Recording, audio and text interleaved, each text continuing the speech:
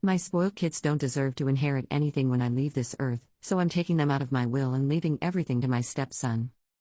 I, 60 meters, have been married for 2 years to my wife, Lisa, 58 feet, with whom I am raising her son, Alex, 16 meters. Words can't describe how much I love that kid. I treat him fully as my own. He's such a nice boy, and I'm proud to say we get along very well. I also have 2 children from a previous marriage, my son, David, 30 meters, and daughter, Emily, 27 feet, with my now ex-wife, Maria, 60 feet. Long story short, I've cut David and Emily out of my will. They are to inherit nothing. I run a successful business and own a few valuable properties. I had always intended to pass these on to my children. David would inherit the business, and the properties would be split between him and Emily. It feels a bit morbid, as there's nothing wrong with me health-wise, but I've always been open with them about these plans. To be honest, they both had a spoiled upbringing, which gave them a significant head start in life, quite the opposite of how I grew up. If we wind the clock back about 5 years, I was still married to Maria. We had been married for 35 years. Like any other marriage, we had our ups and downs, but there was never any infidelity or anything like that. Well, long story short, I came home one day to find her in bed with another man. Of all the ways to discover your spouse is cheating, that was the last thing I expected. Not just because it was disrespectful, but because it was so unbelievably stupid. I worked late at the office during that time, but surely they weren't that reckless? In that moment, I was seething with rage and had to restrain myself from beating the hell out of that guy. I ended up divorcing her and keeping my distance. I needed a lot of therapy and support to get through it. My relationship with my kids was still great, or so I thought. It was only recently, during a drink with Emily, that she suddenly became quiet and unlike her usual self. I asked her what was wrong, and she said she was scared to tell me. I calmly reassured her that everything would be okay. She then spilled her guts, revealing that she and David knew about their mother's affair, but Maria had begged them not to tell me. David agreed with his mother and convinced Emily that keeping it secret was for the best. So, they knew about their mother's affair but were afraid to tell me? I couldn't believe what I was hearing. I asked Emily if she and David weren't angry at what their mother had done, and she admitted they were, but they couldn't cope with it, and felt it wasn't their place to get involved. By not telling me, though, they had involved themselves. I later confronted David about this. He hit me with the "it was to protect you" shtick. At that point, I felt very empty and cold inside. He began apologizing, but by then, I'd had enough. I've come to terms with the fact that my kids are fully grown adults now, and this is how they've chosen to be. I'm not going to go completely no contact with them, I can't bring myself to do that, but I don't want much of a relationship with them either. I sat down with both of them and informed them that I cut them out of my will, and that Alex would be inheriting much of what they were going to get. This led to outbursts that I myself didn't even experience when I caught their mother cheating. They accused me of being heartless and cruel, asking how I could love my stepson more than them when he's not even really your kid. I told them, he's more my own than either of you, and left. Alex is very bright, and I'm confident he could one day take over my business. He could pick any of the houses I own to raise his family, and do whatever he wants with the rest of the properties. My ex-wife has been sending me messages calling me heartless, too. I have to admit, I've wondered whether I went too far. What do you guys think?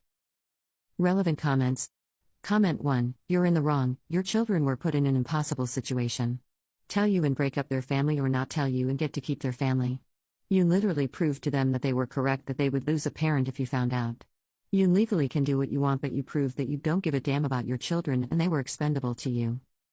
Response, my children were fully grown adults at the time, they weren't kids. Comment 2, yeah, let's be serious, the stepkid likes him, but could probably care less about him. He'll probably go to college and forget all about him. Response, hey now, you are way out of line. There are a lot of comments, so I have to take time to read them all, but I have to respond to this one. That kid is like flesh and blood to me. I have more love for him than either of my bio kids right now. And I say that with sincerity. He calls me dad. He takes a real interest in my life and my business too. In fact, more than my bio kids did. I also see a lot of myself in him. My bio kids, on the other hand, spoiled too much, although a lot of that is their mother's fault, but partially mine too. Update. I imagine many of you have been waiting for an update on my situation. The consensus from the commenters was unanimous, I was in the wrong. Now, I imagine many will be pleased to hear that I took the advice on board. But before we get into that, there are a few things I need to address. I saw a lot of comments referring to me as some sort of heartless monster, which couldn't be further from the truth. I also saw comments claiming that my ex-wife married me because I was rich and that I deserved to get cheated on to escape my harm.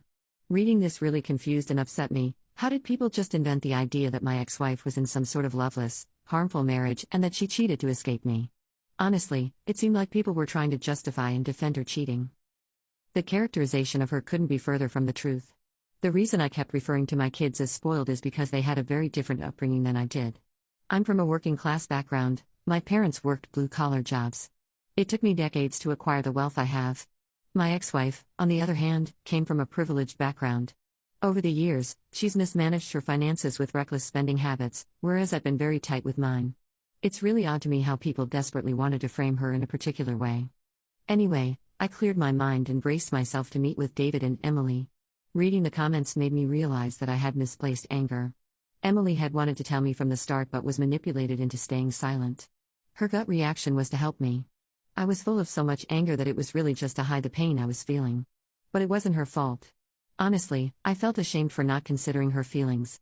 David, on the other hand, has always been a bit meek and closer to his mother. What Maria did to him was truly awful. When I met with my kids, they were very nervous and apologetic about some of the things they had said during their outburst. I also apologized for my behavior. Honestly, at that moment, we all began crying. Reddit, I'm not the kind of guy who cries, but I just couldn't help it. We hugged and embraced. Afterward, I felt drained but in a calm sort of way, as if a weight was beginning to lift. I told them that my plan is now to split my properties equally. So, Alex and my 2 biological kids will each have a property of their own. I will also leave a large sum to be split between my wife, Alex, and my bio kids. They seemed very happy with this and were grateful. I know it's hard these days to get a house, and I feel for all you young people trying to get your own place. However, I did have to reaffirm that my business will go to Alex. This caused some disagreement with David, but I had to be straightforward with him.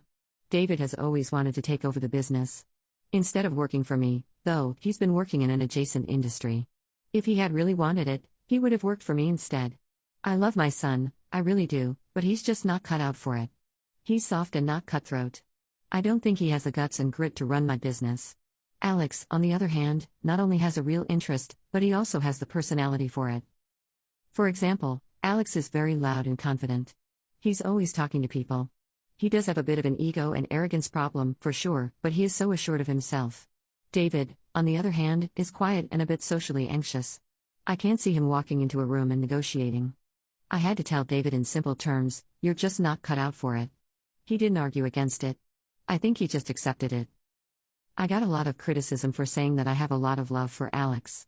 Now that a lot of my anger has lifted, though it's still there, I'm trying to be mindful of it. I would say I don't love Alex more than my bio kids. I would say I love him equally. I'll probably get flack for this, but what's so wrong with that? Love isn't about biological relation. I love my now wife, and I haven't known her much longer than I've known Alex. I met him quite early into dating my now wife. Alex calls me dad, so I think he really loves me like he would a biological father who raised him. His bio dad was never in the picture. The other thing is, he's just so similar to how I was at his age, a lot more than David, if I may add. To those who said Alex is using me, that's just not him. I know the kid, I see myself in him. He's a good kid, and he respects me. Now, the other major realization I've had is that much of the blame lies with Maria. What she did to our kids was truly awful. I think I misplaced a lot of my anger because it was easier to blame my kids than to revisit my anger towards her. I wanted to believe I had moved on from my anger towards her, but sometimes the best lies are the ones we tell ourselves. The truth is, I hadn't, and now I had to confront this anger again. Emily told me that for a long time, she had considered going no contact with her mother but was too scared to do it. She does rely on her mother for some financial support, so she felt trapped. I told her that I think going no contact would help her, and if she wants to do this, I will unequivocally support her financially. I'll pay for whatever therapy or other expenses she needs. Emily agreed. I expect Maria will try to contact me about this, but she brought it upon herself. David, on the other hand, is going to remain in contact with her, though he's expressed a desire to limit it. That's fine with me. I'm just glad that Emily is going to be free of her mother. My bio kids have only met Lisa a handful of times. I told them I want them to spend more time at our place and more time with Alex. I hope they can treat Alex as they would a biological brother. They said they'd be happy to spend time with him. So, folks, that's all. For the most part, things worked out quite well. I did take everyone's advice on board, but I would caution people to relax before they start calling others monsters and evil. People just assumed I was some evil narcissist who abuses everyone. Nobody really took the time to consider that I was just hurting. But regardless of all that noise, I admit I did a lot wrong. Thanks for the help nonetheless.